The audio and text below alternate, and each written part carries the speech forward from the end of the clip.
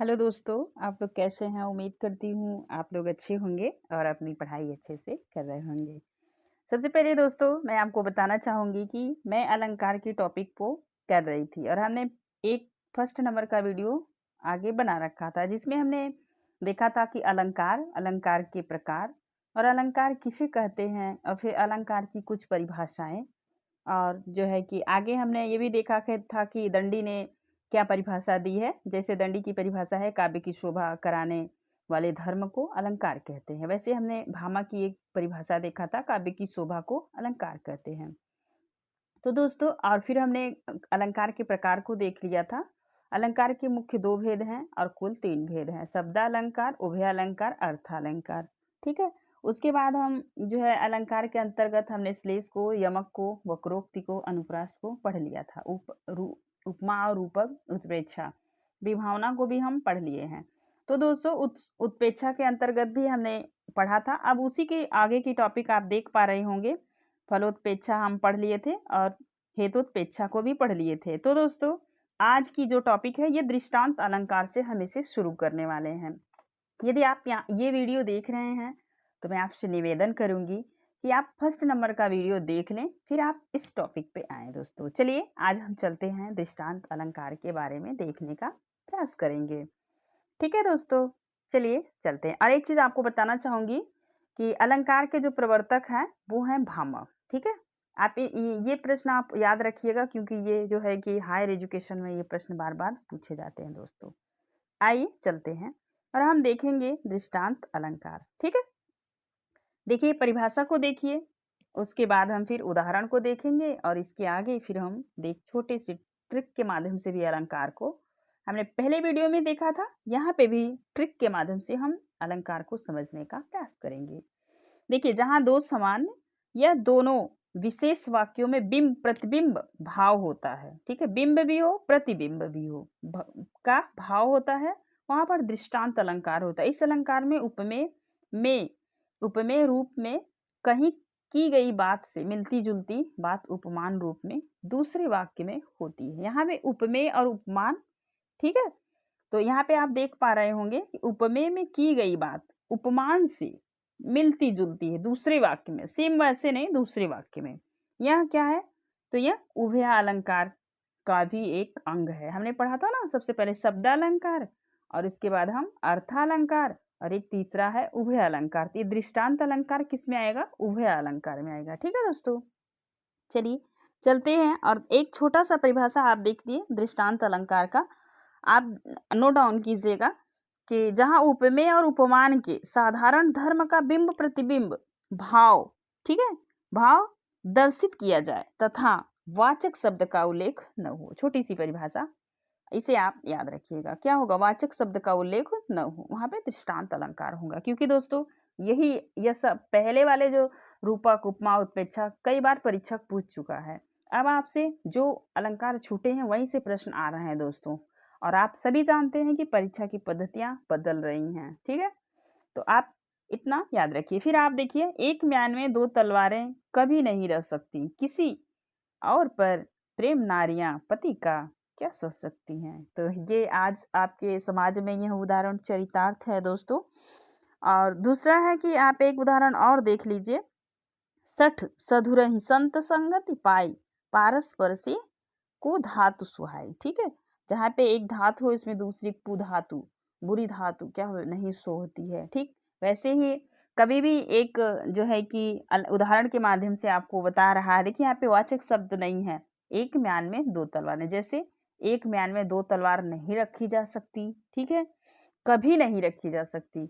और किसी और पर प्रेम नारियां पति का क्या सकती। कोई भी स्त्री अगर चाहे कि उसका पति किसी और नारी से प्रेम करे तो वो सह नहीं सकती, मर जाएंगी चलेगा, लेकिन सहने वाली नहीं है। दोस्तों आइए आगे चलते हैं और देखने का प्रयास करते हैं। अब हम आएंगे संदेह अलंकार। बचपन से आपने संदेह अलंकार को पढ़ रखा है दोस्तों, बस थोड़ा सा एक नजर डालते चलिए। जब उपमेय और उपमान में समता देखकर यह निश्चित नहीं हो पाता है, क्या नहीं हो पाता? निश्चित नहीं हो पाता है। ठीक है, देखिए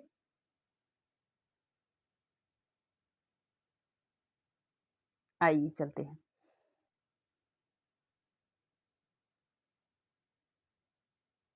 संदेह को देखिए एक बार आप, संदेह अलंकार को देख लीजिए। देखिए संदेह अलंकार, ठीक है दोस्तों। अब संदेह अलंकार आप देख लीजिए। यहाँ पे बस इतना ही है कि एक परिभाषा देखिए छोटी सी, जब उपमेय और उपमान में समता देखकर यह निश्चित नहीं हो पाता है कि उपमान वास्तव में उपमेय है या नहीं। ठीक है, जब यहाँ दुविधा बनती है तब संदेह अलंकार होता है। मतलब कंफर्म नहीं हो पाता है, लास्ट तक संदेह बना रहता है। ठीक है, और आप इसका एक एक संदेह अलंकार होता है और एक अलंकार उसी से मिलता जुलता आप देखे होंगे होता है, जहाँ पे आप एक मिनट, अभी भ्रांतिमान होता है। संदेह और भ्रांतिमान तो आप सभी जानते हैं। संदेह में उपमेय उपमान का जो है संशय होने पर संदेह अलंकार होता है, जहाँ पे संशय बना रहता है। भ्रांतिमान में भ्रम टूट जाता है। जैसे देखिए आप इसका एक उदाहरण जानते होंगे, पाए महावर दे को नाइन बैठी आए, फिर जान महावरी एड़ी मीड़त जाए। जैसे वहाँ पे जो है कि नारी पैर में रंग लगाने के लिए बैठी है और नायिका की एड़ी इतनी लाल है कि वो बार बार कंफ्यूज हो जा रही है कि यहाँ पे वो लगा पाई है कि नहीं। ठीक है, तो आप और देखेंगे आप संदेह और इसमें यही थोड़ा सा अलंकार है। इसमें भ्रांतिमान जो होता है, भ्रांतिमान में भ्रम टूट जाता है, लेकिन संदेह में लास्ट तक संदेह बना रहता है दोस्तों। आप इस चीज का खूब अच्छे से, और संदेह में आप बहुत प्रसिद्ध उदाहरण जानते होंगे कि सारी बीच नारी है कि नारी बीच सारी है। जब दुर्योधन के जो है कि द्रौपदी की साड़ी खींची जा रही तो साड़ी इतनी बड़ी हो गई कि लास्ट तक समझ में नहीं आ रहा था क्या है। संदेह बना रहता है, याद रखिएगा। भ्रम जो है वो टूट जाता है, कंफर्म हो जाता है वो क्या है। ठीक है, आइए आगे चलते हैं। तो आप देखने का प्रयास कीजिए दोस्तों, हम यही आपको समझाने का प्रयास कर रहे थे। यदि आपको दोनों कंफर्म हो गया हो, संदेह और भ्रांतिमान, तो प्लीज एक कमेंट अवश्य करिएगा दोस्तों। ठीक है, आइए आगे चलते हैं और देखिए, जब उपमेय और उपमान में समानता देखकर यह निश्चित नहीं हो पाता कि उपमान वास्तव में उपमेय है या नहीं, जब यह दुविधा बनती है, ठीक है, दुविधा बनती है तब संदेह अलंकार होता है। कंफर्म नहीं हो पाता, अर्थात जहां पर किसी व्यक्ति या वस्तु को देखकर संशय बना रहे वहां संदेह होगा। कंफर्म रख लीजिएगा, क्योंकि ये दोनों अलंकार बहुत ज्यादा परेशान करते हैं दोस्तों। ठीक है, आइए देखिए, यहाँ अलंकार, यह अलंकार उभय अलंकार का एक अंग है। अभी आपने जो अलंकार के प्रकार पढ़ा था, शब्द अलंकार, अर्थ अलंकार, तीसरा पढ़ा था उभय अलंकार। तो ये जो संदेह अलंकार है, ये उभय अलंकार के अंतर्गत आता है दोस्तों। ठीक है, अब हम चलेंगे आगे, ठीक, और देखेंगे इसका एक प्यारा सा उदाहरण। ठीक है, और आप जो है कि सबसे प्रसिद्ध उदाहरण देखे ही होंगे, आपने कई बार देखा होगा, सारी बीच नारी है कि नारी बीच सारी है, कि सारी ही की नारी है कि नारी ही की सारी है। तो यहाँ पे ये तो उदाहरण, तो इसलिए हमने इस पुराने उदाहरण को न लेते हुए एक नया उदाहरण लिया है दोस्तों। ठीक है, चलिए देखते हैं उदाहरण। देखिए, यह काया है, यह शेष उसी की छाया है, क्षण भर उनकी कुछ नहीं समझ में आया है। तो देखिए, काया माने शरीर होता है दोस्तों, वही कह रहे हैं, यह काया है या शेष उसी की छाया है, कि मतलब उसकी परछाई है कि शरीर है।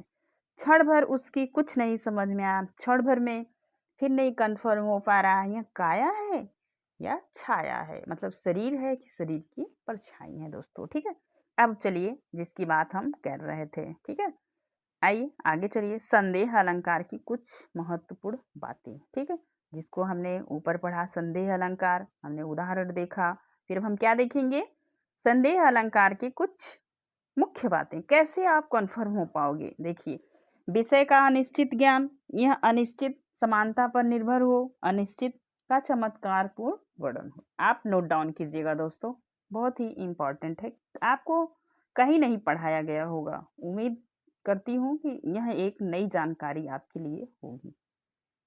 ठीक है दोस्तों, अब हम अपने अगले अलंकार पे प्रस्थान करेंगे, जो है अतिशयोक्ति अलंकार। मतलब इतना चढ़ा बढ़ा के कहा जाए कि व्यक्ति समझ ही ना पाए। ठीक है, देखिए, अतिशयोक्ति का मतलब होता है जब किसी व्यक्ति या वस्तु का वर्णन करने में लोक समाज की सीमा या मर्यादा टूट जाए, उसे अतिशयोक्ति अलंकार कहते हैं। अर्थात जब किसी वस्तु का बहुत अधिक बढ़ा चढ़ाकर वर्णन किया जाए, क्या किया जाए? बहुत अधिक बढ़ा चढ़ाकर वर्णन किया जाए, उसे अतिशयोक्ति, अति से भी ऊपर। ठीक है दोस्तों, आइए एक उदाहरण के माध्यम से समझते हैं। ठीक है, उदाहरण देखिए आप, तभी आप अच्छे से समझ पाएंगे। हनुमान की पूंछ में लगन न पाई आग, सगरी लंका जर गई, गए निशाचर भाग। तो हनुमान जी की पूंछ में आग नहीं लग पाई है, लेकिन सगरी लंका जरी गई। ठीक है, सगरी लंका जल गई, गए निशाचर भाग। पूरी लंका भी जल गई, पूरे राक्षस भी भाग गए। क्या है, एकदम अति ही है ना दोस्तों। आइए चलते हैं अब अपने नेक्स्ट अलंकार पे। ठीक है, ठीक, आइए देखिए कौन सा अलंकार है? उपमेय यो उपमा, उपयो उपमेय योपमा अलंकार। ठीक है, अब यही सब जगहों से बार बार परीक्षा में प्रश्न दोस्तों पूछा जा रहा है। ठीक, इनको अच्छे से और गहराई से पढ़ने का प्रयास कीजिए आप लोग। देखिए, इस अलंकार में उपमेय और उपमान को परस्पर उपमान और उपमेय बनाने की कोशिश की जाती है। इसमें उपमेय और उपमान की एक दूसरे से उपमा दी जाती, उपमेय और उपमान की एक दूसरे से उपमा दी जाती, उपमेय और उपमान की उपमा दी जाती है। ठीक है दोस्तों, उपमेय और उपमान की क्या दी जाती है? उपमा दी जाती है। आप देखिए तो आप कंफर्म हो जाएंगे कि यह अलंकार इम्पॉर्टेंट है दोस्तों। आप इनकी परिभाषा को नोट डाउन कीजिएगा, 2-3 बार पढ़िएगा, फिर इनके अन्य उदाहरण को भी देखने का प्रयास कीजिएगा। ठीक है, आइए आगे चलते हैं। आप देखिए, उपमेयो उपमा अलंकार। यह अलंकार में उपमान, उपमेय और उपमान की परस्पर उपमान, ठीक है, उपमेय और उपमान को परस्पर उपमान और उपमेय बनाने की कोशिश की जाती है। इसमें उपमेय और उपमान की एक दूसरे से उपमा दी जाती है। ठीक है, आइए उदाहरण देखिए, तब आप अच्छे से समझ पाएंगे। तय मुख सोहत है शशि, सो अरु सोहत है शशि, तो मुख जैसे। ठीक है, देखिए आप एक बार फिर से समझिए। तो मुख सोहत है शशि, सो अरु सोहत है शशि तो मुख। मतलब कि आप देखिए, मुख, मुख तो आप जानते हैं, शशि माने चंद्रमा होता है, अरु सोहत मतलब चंद्रमा के जैसे सोता है। किसका मुंह सोता है? शशि तो मुख जैसे। जैसे शशि का मुंह है वैसे चंद्रमा का मुंह है, और जैसे चंद्रमा का मुंह है वैसे शशि का मुख है। तो क्या हो रहा है, एक दूसरे से उपमा दी जा रही है। मुख की उपमा चंद्रमा से दी जा रही है, चंद्रमा की उपमा मुख से दी जा रही है। ठीक है, आइए आगे चलते हैं और अपने नेक्स्ट प्रश्न को देखने का प्रयास करेंगे। सॉरी दोस्तों, नेक्स्ट अलंकार को देखने का प्रयास करेंगे। ठीक है, देखिए अब आप देख पा रहे होंगे प्रतीप अलंकार। तो आप देखिए, ये प्रतीप अलंकार से भी बार बार प्रश्न पूछा जा रहा है। इस समय यही सबों से प्रश्न बार बार आ रहा है। प्रतीप का मतलब क्या होता है? इसका अर्थ होता है उल्टा। ठीक है, उपमान के अंगों में उल्ट, उल्टा क्या करना है? उलट फेर कर देने से यह अलंकार उपमेय को उपमान के समान कहकर उलट कर उपमान को ही उपमेय कह देना। मतलब उपमेय की उपमेय की तुलना उपमान से, उपमान की तुलना उपमेय से। एक बार आप परिभाषा को नोट डाउन कीजिएगा दोस्तों। इसका अर्थ होता है उल्टा। क्या होता है? उल्टा। उपमा के अंगों में उलट फेर करने से, अर्थात उपमेय को उपमान के समान कहकर उलट कर उपमान को ही उपमेय कह देना। ठीक है, क्या होगा? प्रतीप अलंकार। इस अलंकार में 2 वाक्य होते, एक उपमेय और दूसरा उपमान, तीसरा कुछ नहीं होता। लेकिन इन दोनों वाक्यों में सदृश्य का साफ कथन नहीं होता। मतलब कि दिखने योग्य साफ कथन नहीं होता, वह व्यंजित होता है। मतलब क्या होता है? वह समझ में आता है, व्यंजित होता है। इन दोनों में साधारण धर्म एक ही होता है, परंतु उसे अलग अलग ढंग से कहा जाता है। देखिए अब आप समझ पाएंगे, उदाहरण के माध्यम से ज्यादा अच्छे से समझ पाएंगे। ठीक है, आप देखिए कि उदाहरण है, नेत्र के समान कमल है। किसके समान? नेत्र के समान कमल है। अब लोग अभी अभी तो लोग कहते ना नायिका की जो नेत्र है वो कमल के समान है। यहाँ क्या कह रहा है? नेत्र के समान कमल है, नायिका के आंख के समान कमल है। अभी आप देख रहे होंगे कि जो नेचुरल चीजें हैं और जो प्रकृति की चीजें हैं, मतलब जो वास्तविक है, जैसे नायिका की आंख वास्तविक आंख है। अब उसी आंख की उपमा किससे देते थे? कमल से। अब यहाँ पे क्या हो रहा है? नेत्र के समान कमल है। अब आंखों के समान क्या है? कमल है। आइए आगे चलेंगे, आगे चलेंगे और देखने का प्रयास करेंगे। देखिए अन्वय अलंकार, ठीक है। अन्वय, अब ये भी नया अलंकार है, लेकिन पढ़ना बहुत जरूरी है दोस्तों, क्योंकि यहीं से तो प्रश्न बार बार पूछे जा रहे हैं। ठीक है, चलिए देखने का प्रयास करते हैं। अन्वय किसे कहते हैं? आप अन्वय डालिए और उसके बारे में थोड़ा सा लिखिए। जब उपमेय की समता में कोई उपमान नहीं आता है, उपमेय की समानता में कोई उपमान नहीं आता है और कहा जाता है कि उसके समान वही है, तो तब अन्वय हो जाता है। याद रखने की जरूरत है, जब उपमेय की समता में कोई उपमान नहीं आता है और कहा जाता है कि उसके समान वही, तक अन्वय अलंकार है। उसके समान वही तो है, मतलब अन्वय हो गया। देखिए उदाहरण के माध्यम से आप समझ पाएंगे। यद्यपि, यद्यपि अति, ठीक है। यद्यपि अति आरत मारत है, भारत के सम भारत है। यद्यपि, देखिए कैसे, यद्यपि अति आरत मारत है, भारत के सम भारत है। ठीक है, उदाहरण से आप कंफर्म आपके हो गया होगा दोस्तों। अब चलिए चलेंगे 10वें नंबर का अलंकार, जिसका नाम है भ्रांतिमान। जिससे भ्रम की बात हम ऊपर कर रहे थे दोस्तों, वो अलंकार अब आपके सामने आ गया। जब उपमेय में उपमान के होने का भ्रम हो जाए, वहां पर भ्रांतिमान अलंकार होता है। अर्थात जहां उपमान और उपमेय दोनों को एक साथ देखने पर उपमान का निश्चयात्मक भ्रम हो जाए, मतलब जहां एक वस्तु को देखने पर दूसरी वस्तु का भ्रम हो जाए, वहां भ्रांतिमान अलंकार होता है। यह अलंकार उभय अलंकार का भी एक अंग है। ठीक है, जो 3 अलंकार हम पढ़े थे ना, शब्द अलंकार, अर्थ अलंकार, उभय अलंकार, तो ये भ्रांतिमान अलंकार उभय अलंकार के अंतर्गत आता है। आइए देखने का प्रयास करते हैं। जब उपमेय में उपमान के होने का भ्रम हो जाए, वहां भ्रांतिमान अलंकार होता है। अर्थात दूसरी परिभाषा देखिए, जहां उपमा और उपमेय दोनों को एक साथ देखने पर उपमान का निश्चयात्मक भ्रम हो जाए, मतलब जहां एक वस्तु को देखने पर दूसरी वस्तु का भ्रम हो जाए, वहां भ्रांतिमान अलंकार होता है। ठीक है, कौन सा अलंकार होता है? भ्रांतिमान अलंकार। और ये अंग किसका है? उभय अलंकार का। ठीक है दोस्तों, आइए आगे चलते हैं। उदाहरण देखिए, वही उदाहरण जिसके हमने पहले चर्चा कर लिया था। पाए महावर देन को बैठी, पाए महावन पाए महावर देन को नाइन बैठी आए, फिर जान महावरी ईड़ी मिढ़त जाए। मतलब नाइन जो है, नायिका की पैर में रंग लगाने के लिए बैठी हुई है और बार बार वो एड़ी को उठा रही है और फिर क्या कर रही है, मतलब उसको समझ नहीं पा रही कि मैं लगा चुकी हूँ अभी नहीं, क्योंकि नायिका की एड़ी इतनी ज्यादा पहले से लाल है, ठीक है, कलर के जैसी ही है, तो वो क्या हो रही है, वहां पे उसको भ्रम बार बार हो रहा है। फिर जान महावरी एड़ी मीढ़त जाए। बार बार जो है महावर लगाने वाली जो स्त्री है, वो बार बार एड़ी को में बार बार लगा रही है और वो कंफ्यूज हो जा रही है कि हम लगा चुके कि नहीं लगा चुके। ठीक है दोस्तों, भ्रम बना हुआ है। अब आइए देखेंगे, ठीक है, प्रतीप अलंकार, दीपक अलंकार, सॉरी, हम अब देखेंगे दीपक अलंकार। जहां पर प्रस्तुत और अप्रस्तुत का एक ही धर्म स्थापित किया जाए, वहां दीपक अलंकार होता है।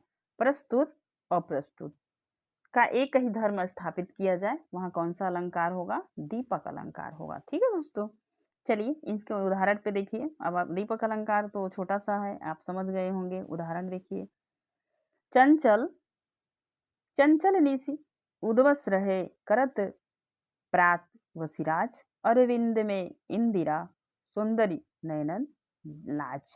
ठीक है, यहाँ पे चंचल निशि, निशि माने रात होता है, उद्वन रहत, करत प्रात वसिराज, अरविंद माने कमल होता है, में इंदिरा सुंदरी नयनन जाग। तो यहाँ पे क्या हो रहा है, आप देख रहे हैं, आपने भी ऊपर देखा, प्रस्तुत में अप्रस्तुत का गुणधर्म हो जा रहा है। ठीक है दोस्तों, आइए आगे चलते हैं। आप हरति अलंकार, अब हनति अलंकार, ठीक है।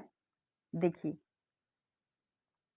आप मजेदार अलंकारों को पढ़ रहे हैं दोस्तों। यदि वीडियो में आप यहाँ तक बने हैं तो आपसे रिक्वेस्ट है कि एक लाइक कीजिएगा ताकि वीडियो भी सर्च में आए दोस्तों, और यह मेहनत सार्थक हो और अन्य लोगों तक यह हमारा प्रयास जो हम एक हिंदी को आगे बढ़ाने के लिए उठाए हैं कि हिंदी को भी लोग अच्छे से जानें, तो वो सार्थक होगा दोस्तों। ठीक है, आइए अब हम चलते हैं। अब हति अलंकार। ठीक है, अपहनत का अर्थ होता है छिपाओ। जब किसी सत्य बात या वस्तु को छिपाकर उसके स्थान पर किसी झूठी वस्तु या वस्तु की स्थापना की जाती है, वहां पे अपहति अलंकार होता है। अभी तक आप नहीं पढ़े होंगे तो ये सारे अलंकार आपको टफ लग रहे होंगे दोस्तों, लेकिन आप देखिए अपहनति का मतलब होता है हनति, मतलब हानि, अब इसे लगा लीजिए। और अपहनति का अर्थ होता है छिपाओ, मतलब कि छिपा दिया जाता है। ठीक, जब किसी सत्य बात को, सत्य बात या वस्तु को छिपाकर उसके स्थान पर किसी झूठी वस्तु या स्थान की जाती है, वहां अपहनत अलंकार होता है। ठीक है, उभय अलंकार का ये भी एक भेद है दोस्तों। आइए आगे चलते हैं। देखिए, आप उदाहरण देख लीजिए। मुनहु नाथ रघुवीर कृपाला, बंधु न होए मोर या काला। मुनहु नाथ रघुवीर, आप जानते हैं कि राजाओं के राजा रघुवीर, कृपाल मतलब उनकी कृपा, बंधु माने भाई, न होए मोर यह काला। ठीक है, मनहु नाथ रघुवीर कृपाल, बंधु न होए मोर यह काला। ठीक, आप समझ पा रहे होंगे दोस्तों। आइए आगे चलते हैं। अब हम चलेंगे व्यतिरेक अलंकार पे। किस पे चलेंगे? व्यतिरेक। यही सब अलंकार आजकल परीक्षा में पूछे जा रहे हैं।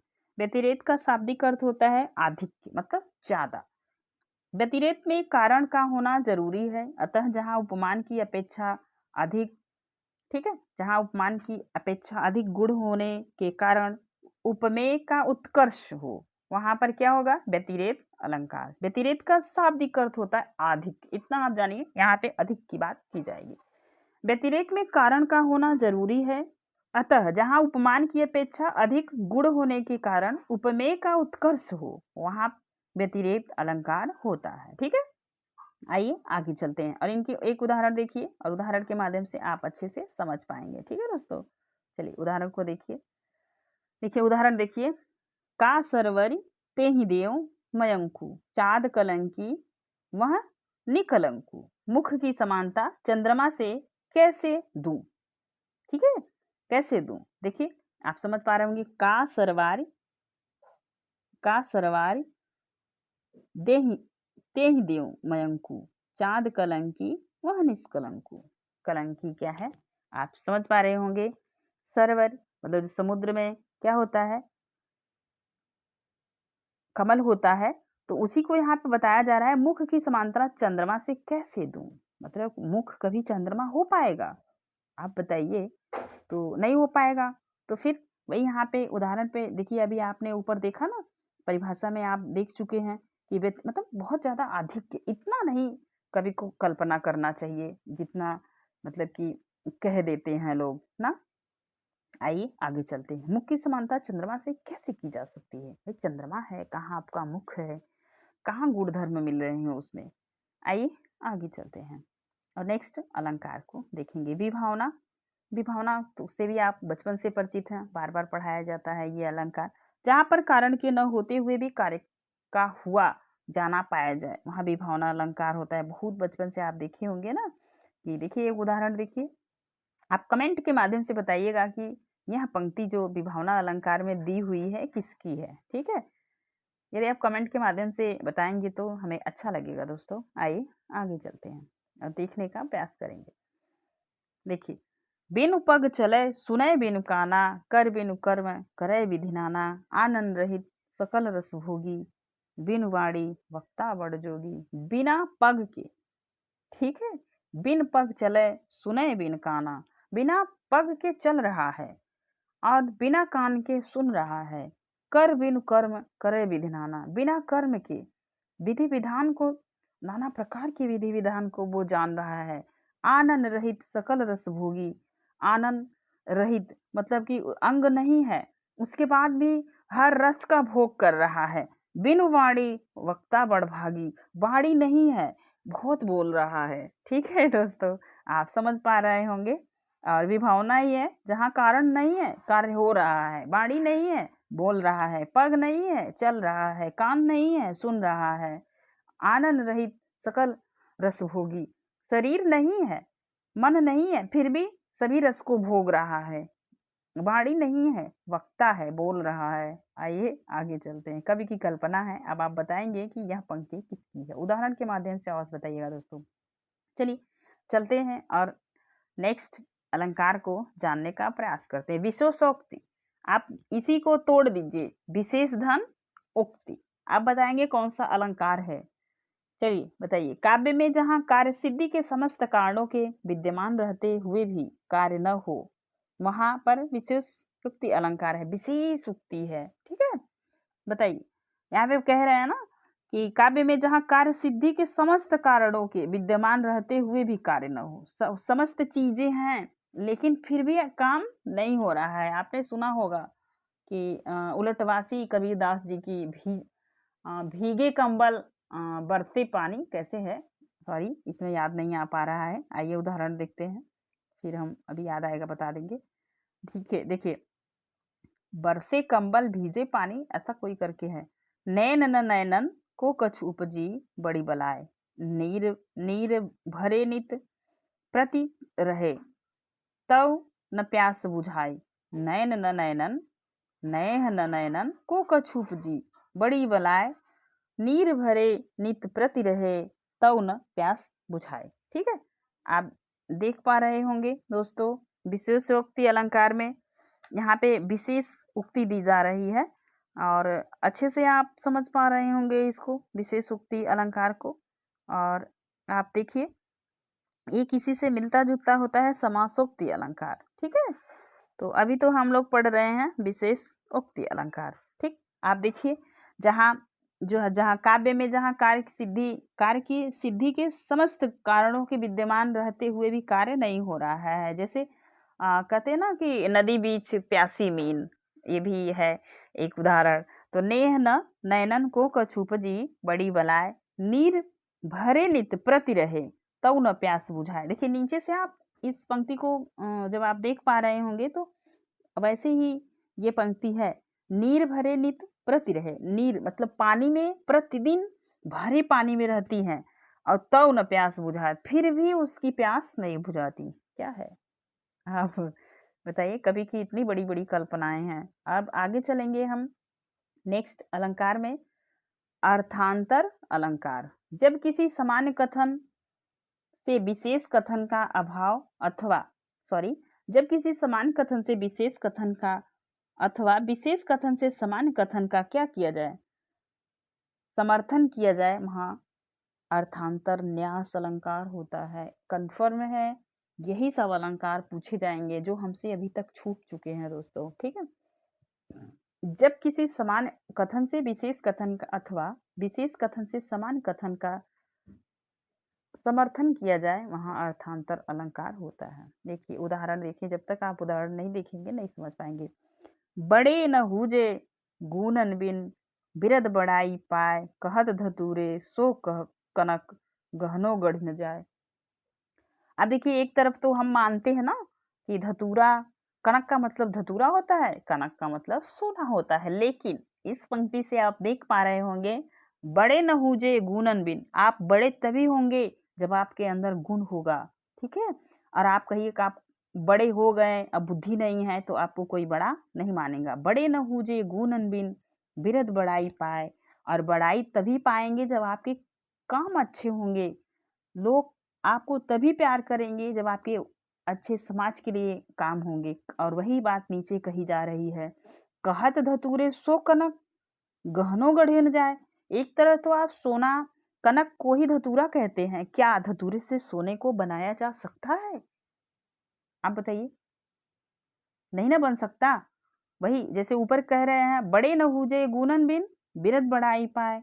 यदि आप बड़े हैं तो गुण भी आपके अच्छे होने चाहिए, आपके अंदर गुण और क्वालिटी, जिसे इंग्लिश में क्वालिटी कहते हैं। यदि आपके अंदर गुण नहीं है तो बिरद बड़ाई, आपको क्या समाज में सम्मान मिलेगा? उसी तरीके से कहत धतूरे सो कनक, गहनो गढ़े न जाए। एक तरफ तो आप कनक का अर्थ धतूरे से लगाते हैं, क्या उस धतूरे से सोने बनाए जा सकते हैं, गहने बनाए जा सकते हैं? देखिए यही है अर्थांतर न्यास अलंकार। जब किसी समान कथन से विशेष कथन अथवा विशेष कथन से समान कथन का समर्थन किया जाए, वहां पे अर्थांतर अलंकार होता है। ठीक है दोस्तों, अब हम चलेंगे अपने मोस्ट इम्पॉर्टेंट अलंकार की तरफ, जो है उल्लेख। ठीक है, देखिए अब आप उल्लेख अलंकार को उसी तरीके, और उम्मीद करती हूँ कि यह प्रयास आपको बहुत अच्छा लगेगा दोस्तों। यदि आपको हमारा प्रयास अच्छा लगे तो आप इस वीडियो को अपने इष्ट मित्रों को जरूर बताइएगा। आइए चलते हैं। उल्लेख अलंकार, जहां पर किसी एक वस्तु को अनेक वस्तु रूप में ग्रहण किया जाए। क्या किया जाए? ग्रहण। ग्रहण का मतलब होता है प्राप्त करना। ग्रहण किया जाए तो उसके अलग अलग भागों में बंटने को उल्लेख अलंकार कहते हैं। अर्थात जब किसी एक वस्तु को अनेक प्रकार से बताया जाए, वहां पर उल्लेख अलंकार होता है। एक ही वस्तु से अलग अलग अलग भागों को बांट कर बताएंगे, उसे क्या कहेंगे? उल्लेख। मतलब आप देखिए, कहते हैं ना उल्लेख कर दो, इस पंक्ति का उल्लेख करो, वही यहाँ पे बताया जा रहा है। जहां पर किसी एक वस्तु को अनेक रूपों में ग्रहण किया जाए, मतलब आप किसी भी वस्तु को आप ग्रहण कर लिए तो उसके अलग अलग भागों में, अलग अलग भाग, जैसे आप, जरूरी नहीं कि टीचर जैसा पढ़ा रहा है आप वैसा ग्रहण करके तुरंत बता देंगे। आप अपना भी तो लगाएंगे, अपना सेल्फ माइंड वहां पे। वही कहने का मतलब यही है, जहां पर किसी एक वस्तु को अनेक रूपों में ग्रहण किया जाए तो उसके अलग अलग भागों में बंटने का उल्लेख अलंकार होता है। जब वो बट जाता है ना तो उसे क्या कहते हैं? उल्लेख अलंकार। अर्थात दूसरी परिभाषा देख लीजिए, जब किसी एक वस्तु को अनेक प्रकार से बताया जाए, वहां पर उल्लेख अलंकार होता है। ठीक है, देख लीजिए। बिंदु में थी तुम सिंधु अनंत, एक सुर में समस्त संगीत। अब आप देखिए यहाँ पे क्या हो रहा है? बिंदु में थी तुम सिंधु, सिंधु अनंत, और उसी को आप जब एक सुर में बता देंगे तो क्या हो जाएगा? समस्त में जब आप गा के बता देंगे संगीत हो जाएगा। ठीक है दोस्तों, आगे चलिए। अब हम देखेंगे विरोधाभास अलंकार। ठीक, देखिए विरोधाभास अलंकार, जब किसी वस्तु का वर्णन करने पर विरोध न होते हुए भी विरोध का आभास हो जाए, वहां पर विरोधाभास अलंकार होता है। जैसे आग हूं जिससे ढुलकते बिंदु हिमजल, आग हूं जिससे ढुलकते बिंदु हिमजल के, शून्य हूं जिसमें बिछे हैं फावड़े पल के। ठीक है, आग हूं जिससे ढुलकते बिंदु हिमजल, आग हूं जिससे ढुलकते। यहाँ पे विरोध हो रहा है ना, किसका विरोध हो रहा है? आग और हिम, मतलब बर्फ का। एक तरफ आग है, एक तरफ क्या है? हिम और बर्फ है। शून्य हूं जिसमें बिछे पावड़े पलके। ठीक है, शून्य हूं, बिल्कुल शून्य में। तो यहाँ पे क्या हो रहा है? जब किसी वस्तु का वर्णन करने पर विरोध ना होते हुए विरोध आभास हो रहा है, जैसे लग रहा है ना आग और जल का आपस में कनेक्शन नहीं मिल पा रहा है। ठीक है, शून्य हूं जिसमें बिछे हैं फावड़े पलके, आपने देखा विरोधाभास अलंकार। ठीक है, अब आप चलेंगे असंगति अलंकार की तरफ। आइए दोस्तों चलते हैं असंगति अलंकार। असंगति मतलब कि देखिए पढ़ने से ही समझ में आ जा रहा होगा दोस्तों। आइए अब इनकी परिभाषा को देखिए आप। जहां आप तातः विरोध दृष्टिगत होते हुए कार्य और कारण का वैयाधिकरण रणित हो, वहां पर क्या होगा? असंगति अलंकार। जैसे देखिए, हृदय घाव मेरे पीर रघुवीर, हृदय में घाव है मेरे पीर रघुवीर। ठीक है, तो आप देखिए, आप समझ पा रहे होंगे, जहां पर आप तात विरोध दृष्टिगत होते हुए कार्य और कारण का वैयाधिकरण रणित हो, वहां पर क्या होगा? असंगति अलंकार है। ठीक है, आइए आगे चलते हैं, मानवीकरण अलंकार पे देखेंगे। ये भी इस समय परीक्षा में बहुत ज्यादा पूछा जा रहा है। ठीक है, मानवीकरण अलंकार। मानवीकरण अलंकार, जहां पे प्रकृति को मनुष्य, प्रकृति को नायिका के रूप में, दिवस का अवसान था वो संध्या सुंदरी धीरे धीरे उतर रही है। तो ये क्या है? मतलब कि प्रकृति को मानव से तुलना किया जा रहा है, उसे क्या कहेंगे? मानवीकरण अलंकार। और सबसे ज्यादा मानवीकरण अलंकार यदि कोई प्रयोग किया है तो वो छायावादी कवि, चाहे वो प्रसाद हो, पंत हो, निराला हो, ये सभी लोग क्या किए हैं? मानवीकरण अलंकार का भर भर कर प्रयोग किए हैं। और आप जब पढ़ेंगे तो लगेगा कि हाँ, देखते नहीं है आप, देखेंगे जब रीतिकाल में आप आएँगे तो वहाँ पे देखेंगे नायिका के सिर्फ़ शरीर का वर्णन है, अश्लील वर्णन है। जब आप घनानंद को पढ़ेंगे तो लगता है कि सारी सृष्टि महिला पे ही लिखी गई। लेकिन जब आप आएँगे छायावादी कवियों में तो वहाँ पे आप जयशंकर प्रसाद को पढ़ेंगे तो लगता है नहीं, इन्होंने तो बहुत अच्छा किया है। नारी तुम केवल श्रद्धा हो, पुष्प रजत मंतल की पीयूष मेघ सी बहा करो जीवन के समतल में। तो उन्होंने नारी को कितनी अच्छी उपमा दी। तो वही होता है कि मनुष्य के सोचने की नजरिया जैसी होगी वो कार्य वैसा ही करेगा। आइए अब हम चलेंगे और मानवीकरण अलंकार पे। इतना लेक्चर बहुत हो गया, जब हम काव्य में आएंगे तो ज़्यादा से ज़्यादा इस पे बात करेंगे। अभी हम अलंकार पे बात करें। मानवीकरण अलंकार, जहाँ पर काव्य में जड़ में चेतन का आरोप हो, जड़ मतलब कि निर्जीव, और वहाँ पे जहाँ पे चेतना हो, तो ठीक है, तो वही कह रहे हैं जहां पर काव्य में जड़ में चेतन का आरोप होता है वहां पर मानवीकरण अलंकार होता है। एक परिभाषा अब देखिए, उसको समझाने का प्रयास किया जा रहा है।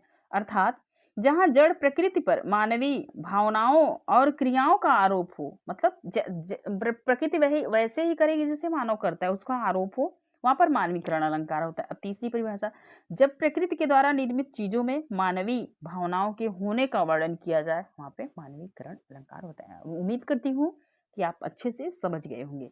बीती विभावरी जागरी पनघट, देखिए फिर से एक बार उदाहरण को देखिए। बीती विभावरी जागरी अंबर पनघट में डूबो रही तारा उषा घर नागरी। ठीक है, आइए आगे चलेंगे। आप समझ पा रहे होंगे दोस्तों।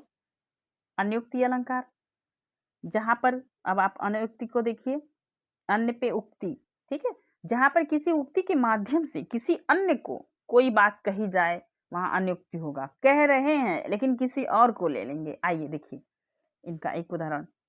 फूलों के आसपास रहते हैं फिर भी कांटे उदास रहते हैं। ठीक है, फूलों के ही पास में रहते हैं फिर भी फूलों के लिए कांटे क्या रहते हैं, उदास रहते हैं। आइए आगे चलते हैं। काव्यलिंग अलंकार, अभी आपने देखा। अब हम 22 नंबर का जो है अलंकार पढ़ने जा रहे हैं, काव्यलिंग अलंकार। ठीक है, काव्यलिंग अलंकार देखिए, जहां पर किसी युक्ति से समर्थित की गई बात को काव्यलिंग अलंकार कहते हैं। अर्थात जहां पर किसी बात के समर्थन में कोई ना कोई युक्ति कारण जरूर दिया गया। जैसे आप प्रश्न किए तो आपको उत्तर मिल गया। ठीक है, कहने का मतलब बस यही है। ठीक, देखिए, कनक कनकते सौगुनी माधवता अधिकाय उन्हीं खाए बौराए नर यहीं पाए बौरा। देखिए यहाँ पे क्या हो रहा है, एक कनक का मतलब सोना, दूसरे कनक का मतलब धतूरा। तो सौ गुनी, कनक कनक थे सौ गुनी मादकता अधिकार, मतलब जो भी चोर पाएगा सोना तो क्या होगा, पगला जाएगा। धतूरा खा लेगा या आप खाएं, या मतलब कि कोई भी व्यक्ति या कोई भी जीव जंतु खा लेगा वो भी पगला जाएगा। लेकिन दोनों का अर्थ तो धतूरा ही है।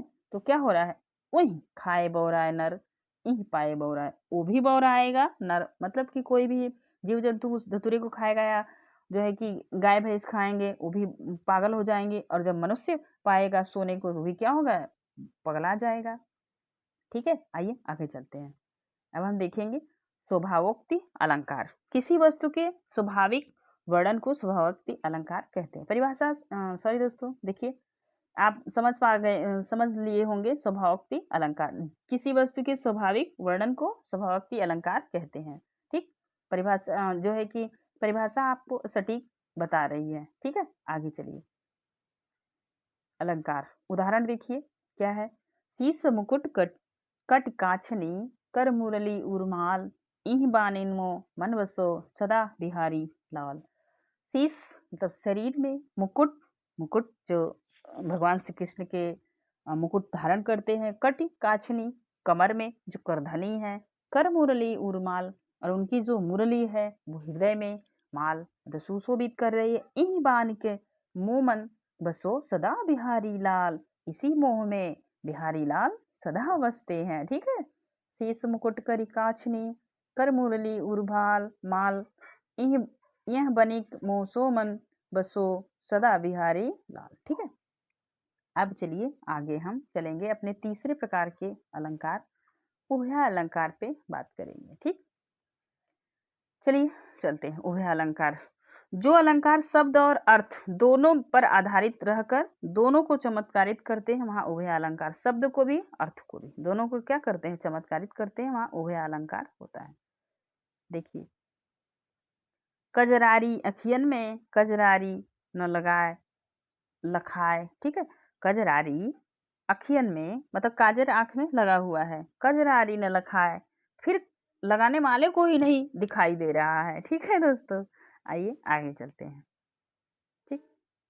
तो दोस्तों, हम लोग देख लिए अलंकार, और हमने अलंकार में शब्दालंकार को जाना, अर्थालंकार को जाना, और फिर हमने अर्थालंकार, अब शब्दालंकार में हमने श्लेष्म को पढ़ा था, यमक को, और अनुप्रास को, वक्रोक्ति की। ये रहे शब्दालंकार। अर्थालंकार में हमने उपमा पढ़ा, रूपक पढ़ा, उत्प्रेक्षा, विभावना और संदेह, प्रतीप, असंगति, अतिशयोक्ति, और ये प्रमुख अलंकार थे दोस्तों। फिर हमने यहाँ पे एक उभय अलंकार को पढ़ा, बीच में हमने 2-3 अलंकार जो उभय अलंकार के अंतर्गत है उसको पढ़े, और फिर आज की ये अलंकार की टॉपिक समाप्त होती है। अब हम फिर मिलेंगे किसी जो व्याकरण के अन्य एक महत्वपूर्ण टॉपिक पे बात कर देंगे, और फिर हम मिलेंगे आपसे नेक्स्ट वीडियो में। तब तक के लिए अपना ख्याल रखिए। थैंक यू सो मच दोस्तों, ठीक है।